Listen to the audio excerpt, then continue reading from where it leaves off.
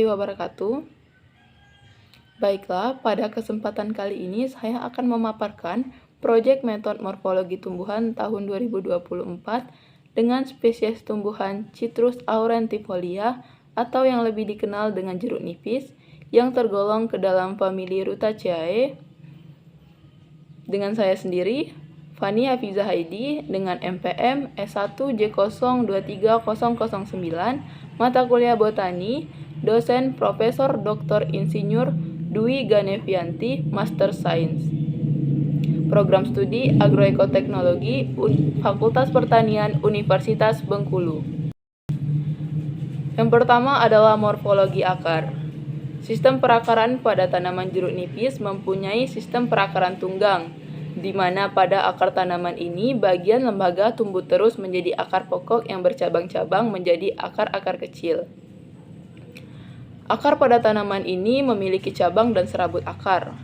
Sifat akar yang dimiliki tanaman jeruk nipis yaitu yang pertama, merupakan bagian dari tanaman yang terdapat di dalam tanah dengan arah tumbuh ke pusat bumi atau geotrop. Yang kedua, pada ujung akar mengalami pertumbuhan secara terus-menerus, tetapi pertumbuhannya masih kalah jika dibandingkan dengan pertumbuhan batangnya. Yang kedua, morfologi batang.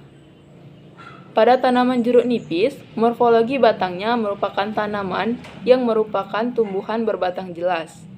Karena batang pada tanaman jeruk nipis tergolong ke dalam batang yang berkayu atau lignosus, yaitu batang yang biasanya keras dan kuat karena sebagian besar tergolong kayu ulet dan batang pokoknya selalu tampak jelas, karena lebih besar dan lebih panjang. Bentuk batang tanaman jeruk nipis memiliki bentuk batang yang berbentuk bulat, dengan permukaan batang berduri pendek dan kaku serta juga tajam. Arah tumbuh batang tanaman jeruk nipis yaitu mengangguk atau yang sering disebut nutans, yaitu batang tumbuh tegak ke atas, ujung bawahnya membengkok. Berdasarkan panjang pendek umurnya, jeruk nipis tergolong ke dalam tanaman menahun atau tumbuhan keras, yang artinya tanaman ini dapat tumbuh dan bertahan hidup lebih dari 1 tahun. Selanjutnya, morfologi percabangan batang. Tanaman jeruk nipis merupakan tanaman yang memiliki percabangan batang monopodial, yaitu tanaman yang berbatang pokok jelas. Hal ini dikarenakan tanaman jeruk nipis termasuk ke dalam dikotiledon. Sifat percabangan tanaman jeruk nipis adalah sirung panjang atau virga, yaitu suatu sifat di mana cabangnya bersifat steril dan ruasnya yang panjang. Tanaman jeruk nipis memiliki arah tumbuh cabang yang condong ke atas atau yang lebih dikenal dengan patens. Selanjutnya, morfologi daun. Daun jeruk nipis tergolong ke dalam daun tak lengkap, karena hanya memiliki 2 bagian umum saja, yaitu helaian daun dan tangkai daun. Pada tanaman jeruk nipis, daunnya berbentuk elips dengan pangkal membulat, ujung yang tumpul, dan tepi yang beringgit.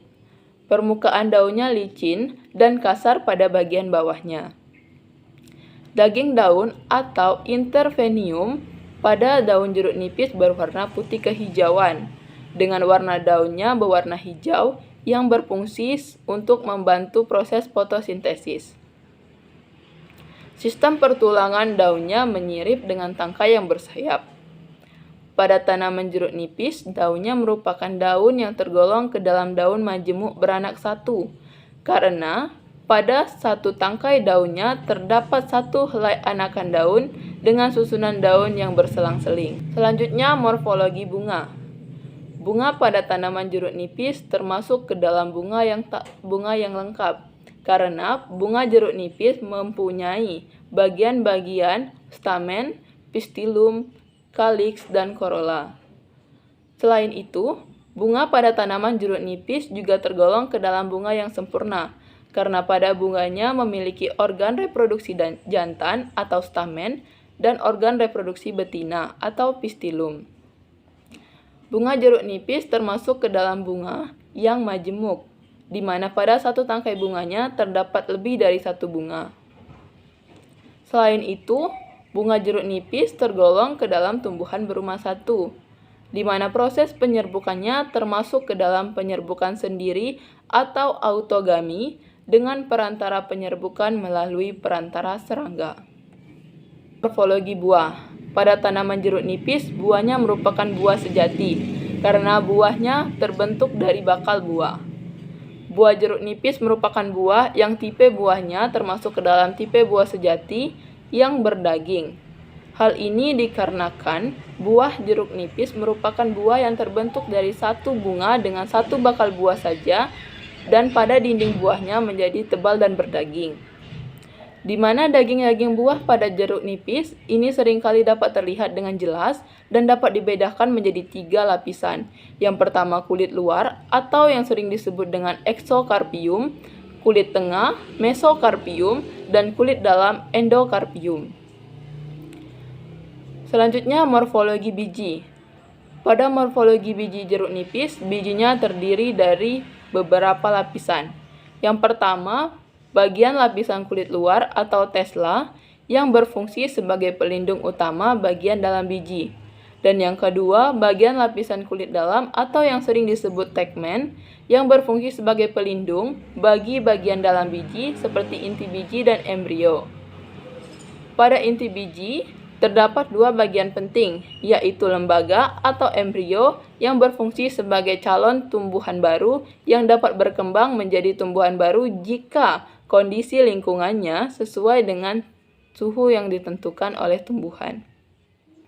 Yang kedua, putih lembaga atau albumen adalah bagian inti biji yang berfungsi sebagai cadangan makanan yang akan digunakan pada saat perkecambahan. Morfologi organa metamorfa dan aksesoria. Pada tanaman jeruk nipis, organa metamorfa yang dimiliki berupa duri atau spina yang terdapat pada batangnya. Duri adalah tonjolan pada permukaan epidermis batang yang terbentuk dari jaringan stele di bawah korteks. Pada tanaman jeruk nipis, organa aksesoria yang dimiliki berupa emergensia, yaitu organ atau bagian dari kulit luar bagian dalam. Organ ini berupa duri tempel. Baiklah, kita telah sampai ke penutup. Mungkin itu saja pemaparan yang dapat saya sampaikan mengenai proyek metode morfologi tumbuhan. Saya akhiri. Wassalamualaikum warahmatullahi wabarakatuh.